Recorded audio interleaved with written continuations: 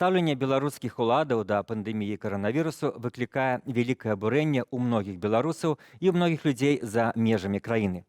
Але ёсць дзяржавы, дзе стаўленне мясцовых уладаў да вырашэння гэтай праблемы выклікае не меншае абурэнне ў тамтэйшых грамадзян. Адна з такіх дзяржаваў гэта Расія.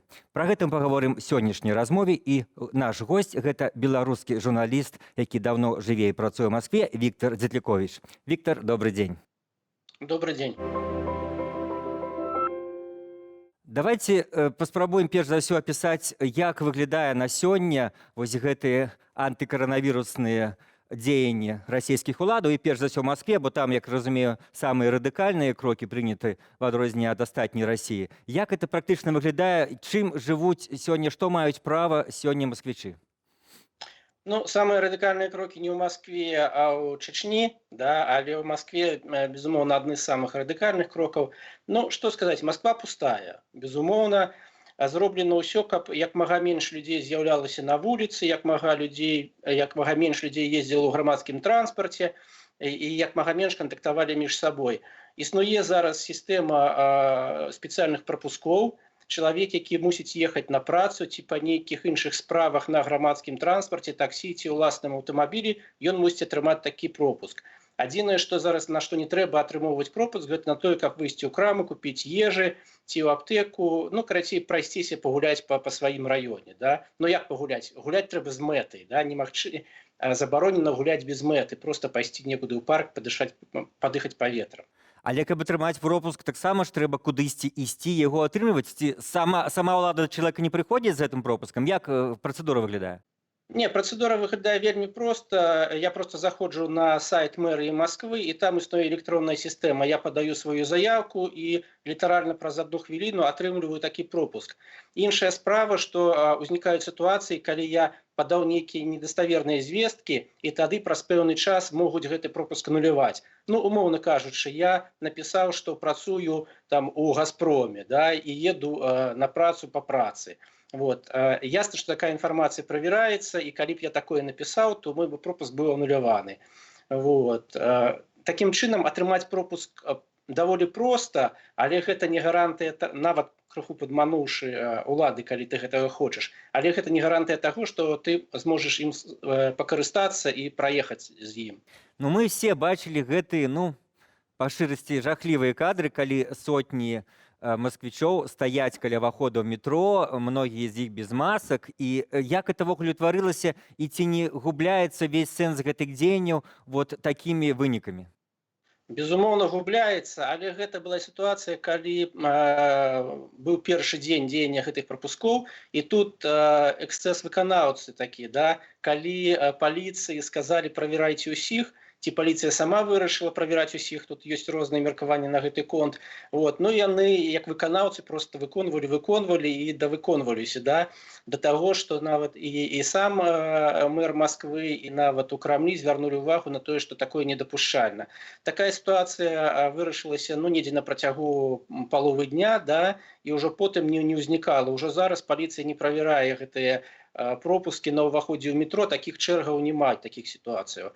Між тым, спыняюць людзей на вуліцах паліцыя, мае яна права спыняць, правяраць гэты пропуск і цікавіцца мэтай, з якой я кудысьці іду. Ну, а ці ёсць нейкае адчуванне, ці, можа быць, лагічнае даследаванне, як расейцы, як все грамадзяне, ці, напрыклад, тыя ж масквічы, ацэньваюць не толькі гэтыя крокі, а в цэлым стаўленне уладаў да праблемы каранавіруса, і пры тым, што мы бачым, што даволі, нягледзячы на гэтыя крокі, колькасць захварэлых і смерцяў даволі рашуча ў Расіі расце? Ну, такіх глыбокіх даследаванняў, наколькі я ведаю, няма. Апошняе я учора бачыў агульнае задавальненне ці незадавальненне людзей мерамі ўладаў, дзесьці каля 71% падтрымліваюць, 29% супраць. Ясна, што это такія вельмі папярэднія лічбы, да, і даследаванні не вельмі такія грунтоўныя. Тым не менш, я думаю, што это тэндэнцыя, но яна больш-менш, я так гляджу і па сваім атачэнні, вот, і ўвогуле чытаю шмат СМІ. Ну, хутчэй за ўсё так і ёсць. Ёсць два лагеры, якія, грамадства падзялілася, хтосьці падтрымлівае і кажа, што нават больш жорсткія рашучыя дзеянні трэба прадпрымаць, а ёсць, безумоўна, і тыя, хто скептычна ставяцца да шмат якіх дзеянняў, да. нават не адмаўляючы эпідэміі, тым не менш ёсць думка, і ў прынцыпе я ее больш-менш прытрымліваюся, што дзеянні улады ўсё ж таки даволі жорсткія, якія прывядуць да тых наступстваў, якіх мы не чакаем, да, і ў эканоміцы, і ў прынцыпе, і тут пытанне яшчэ ў тым, што все ж таки мы мусім звяртаць увагу на тое, што парушаюцца канстытуцыйныя правы грамадзянаў. Да? Калі не вводзіцца стан надзвычайнага становішча, пры гэтым абмяжоўваюцца правы людзей на тое, каб свабодна гуляць, перамяшчацца і так далее. То бок, якраз, можа быць, вы в дадзеным выпадку крытыкуеце не сам прынцып карантына, а то, як расійская дзяржава, гістарычна вядомая сваёй, скажем так, асаблівым стаўленнем да правоў грамадзян, як яна ажыццяўляе гэтыя крокі? Безумоўна, ёсць небяспека, што дзяржава выкарыстае гэтую сітуацыю для ўсталявання яшчэ больш жорсткага кантролю за грамадзянамі, за іх дзеяннямі, да? Скажем так, под благим таким намером, да, змагання с карантином. Увогуле, я думаю, что вот эта ситуация, это, конечно, от недоверу до уладу. Да? Люди, может, нават и разумеют, что некие кроки для борьбы с эпидемией, пандемией потребные, але недовер до уладу, он сказывается на тым, як гэтыя дзеянні і крокі ацэньваюцца. І тут такі парадокс выходзіць, калі мы перакінем масток да беларускай тэматыкі, што, напрыклад, у Расіі значная частка расійскай апазіцыі, яна крытыкуе вось гэтыя дзеянні, менавіта карантын, а ў Беларусі апазіцыя патрабуе весці карантын не в такой форме, а ўвогуле карантын як большае абмежаванне дзеля змагання з каранавірусам. Як вы ставіцеся да гэтага парадокса? Ён аб'ектыўны? Я шмат на гэты конт думаў, і такая думка у мяне ёсць, што в прынцыпе прычына адна, якую я і назваў, гэта недавер да ўладаў. Да? Калі ў Расіі не давяраюць уладзе ў яе жорсткіх дзеяннях, то ў Беларусі не давяраюць уладзе, таму што яна робіць не так, як іншыя. Яна робіць не так, як гэта робяць еўрапейскія краіны і ўрады. Да? Яна робіць не так, як робіць урад Расіі. І вот гэтыя дзеянні, якія ідуць насуперак дзеянням большасці краінаў свету, яны выклікаюць недавер. І самі беларускія ўлады спрычыняюцца да гэтага, да, тым, што фактычна замоўчваюць гэтую праблему. Здавалася б, ёсць две краіны ў Еўропе, Беларусь і Швецыя, дзе карантын не такі жорсткі. Але мы бачым, якая розніца ў падыходзе ўладаў, да, Беларусі і Швецыі да гэтай праблемы. Калі ўлады Швецыі даюць усю інфармацыю аб эпідэміі і проста рэкамендуюць людзям тыя ці іншыя дзеянні, не вводзячы жорсткі карантын. А беларускія ўлады замоўчваюць інфармацыю аб эпідэміі і такім чынам выклікаюць недавер да сваіх дзеянняў. А як ввогуле можа быць расійскае грамадства, калі няма сацыялогіі, то вашы сапраўды асабістыя ўражанні ці чытанне расійскай прэсы, сайтаў, сродкаў масавай інфармацыі ставіцца да гэтага беларускага феномена ў стаўленні да каранавіруса? Ці ёсць такое, што, як звычайна у часткі расійскага грамадства ёсць захапленне Лукашэнкам, яно не змянілася ці толькі падмацавалася тымі яго дзеяннямі, якія зараз ён робіць? Безумоўна, ёсць, нават сярод маіх знаёмых, не сказаць, што блізкіх, але ёсць людзі, якія ў захапленні ад таго, што робіць Лукашенко. Да, логіка такая, што Лукашенко не паддаецца на ўсю гэтую істэрыю, псіхоз сусветны, і ратуе сваю эканоміку. Да, у адрозненні ад іншых урадаў іншых краін свету, якія гэтую эканоміку, груба кажучы, гробяць. Да? Ёсць такая пазіцыя, яна распаўсюджана найперш сярод так званых ковід-дысідэнтаў, да, якія ўвогуле адмаўляюць існаванне эпідэміі і параўноўваюць лічбы смертнасці ад ковіду з лічбамі смертнасці ад звычайнай эпідэміі грыпу ці ОРВІ. Да, таму, безумоўна, такія людзі ёсць для іх Лукашенко гэта такі прыклад змагання не з эпідэміяй, а з інфармацыйнай эпідэміяй. А вы як вось і журналіст, і як аналітык, як бы ацэнілі гэтыя дзеянні беларускага кіраўніка? Вот у нас зараз шмат пішуць, што ён нават сваімі дзеяннямі хоча паказаць, што ён валадар не толькі беларускай краіны, эканомікі, а ён як бы валадар над жыццямі беларусаў. Вот хоча, пачне іх абараняць, не хоча, скажа, не прызнаю я гэтую пагрозу, паколькі я вышэй над гэтым. Ну, я в таких категориях, скажу честно, Виталий, не думал, да. Вот я не настолько глубоко анализую деяния Лукашенко. Я могу выказать свою позицию. Моя позиция заключается яна ў тым, што не трэба адмаўляць эпідэмію, просто змаганне з эпідэміяй мусіць быць адэкватным. Да?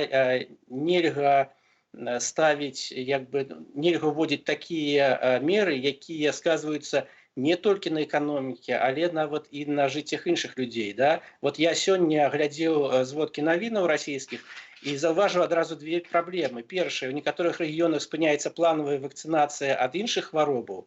Другое, людзі, якія мусілі праходзіць планавую шпіталізацыю, там, напрыклад, ну, з нейкімі іншымі хваробамі, яны не могуць, напрыклад, з гепатытам, да? Яны не могуць яе прайсці, таму што гэтыя месцы занятыя аддадзеныя пад змаганне з пандэміяй каранавірусу. Так што тут шмат такіх пытанняў, якія трэба вырашаць цэласна. Немагчыма кінуць усе сілы на змаганне з пандэміяй ковіду, забыўшыся і пра эканоміку, і пра людзей, якія, у якіх іншыя хваробы, да? Пра людзей, якія зараз згубілі свае заробкі, а згубілі вельмі шмат людзей заробкаў у Расіі. І гэта ўжо сталася прычынай у тым ліку і мітынгаў. Мы ведаем, апошні учора у Владикавказе быў мітынг супраць вот этих карантынных мераў. Да? Людзі выйшлі ўжо на вуліцы. Пра гэта таксама нельга забываць, і трэба шукаць нейкія адэкватныя рашэнні. Калі вы кажаце пра тых людзей, якія па тых ці іншых прычынах сімпатызуюць Лукашенко, то, магчыма, і частка людзей вельмі ўхваліць тое, калі Александр Лукашенко 9 траўня правядзе ў Менску парад перамогі у самы разгар эпідэміі.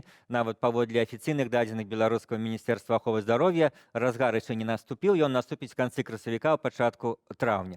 Па-вашаму, ці сапраўды ён это робіць, каб атрымаць падтрымку расійскіх патрыётаў і на іх абапірацца, ці, можа быць, нейкія іншыя прычыны? Сыходзім з таго, што ён гэты парад не адменіць. Я не думаю, что он ориентуется на российских патриотов. Давайте сгодимся с тем, что Лукашенко, как таки актор российской внутренней политики, он знік на початку нулевых, когда до влады пришел Путин. Да? Уже ніхто, калі напрыканцы 90-х былі сур'ёзныя размовы про тое, што Лукашенко можа на нешта прэтэндаваць у Расіі, у саюзнай дзяржаве, то пасля ўзмацнення улады Пуціна ясна, што гэтыя разговоры сышлі просто ў нуль. Да? Іх больш няма, і ўсе разумеюць, што шансаў няма ніякіх, таму Лукашенко няма ніякага рэзону арыентавацца на нейкія там патрыятычныя сілы ў Расіі ці яшчэ якія. Я думаю, што ўсё ж такі ўсе ягоныя дзеянні гэта дзеянні накіраваныя на беларускага выбаршчыка і на самого сябе. Да?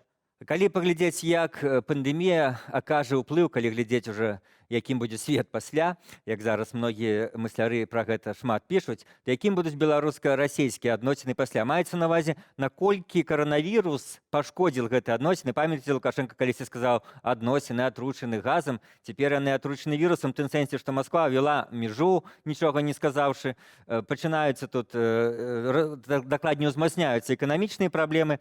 Вось тыя тэндэнцыі, якія былі, іх каранавірус толькі узмацніць і павялічыць, ці нейкі новыя з'явяцца?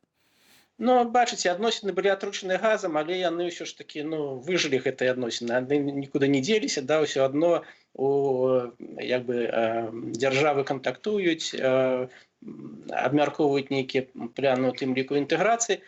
Безумоўна, гэта нейкі працяг тэндэнцыі такога невялічкага супрацьстаяння паміж Лукашенко і расійскімі палітычнымі элітамі. Ён гэта скарыстае, але скарыстае, я думаю, толькі дзеля таго, каб выбіць сабе зноў нейкія прывілегіі эканамічнага ці палітычнага кшталту. Дзякуй, Віктор. Як кажа мой сённяшні госць Віктор Зітліковіч, галоўнае ў стаўленні грамадства да крокаў уладаў у дачыненні да каранавіруса – гэта пытанне даверу. І мы бачым, што ў заходніх краінах рэйтынгі палітыкаў, якія прымаюць даволі радыкальныя крокі супраць каранавіруса, растуць. А ў такіх аўтарытарных дзяржавах, як Беларусь і Расія, насельніцтва не ўспрымае крокі нават супрацьлеглыя сваіх кіраўнікоў, паколькі да іх даўно няма даверу. Заставайцеся з Белсатам. Thank you.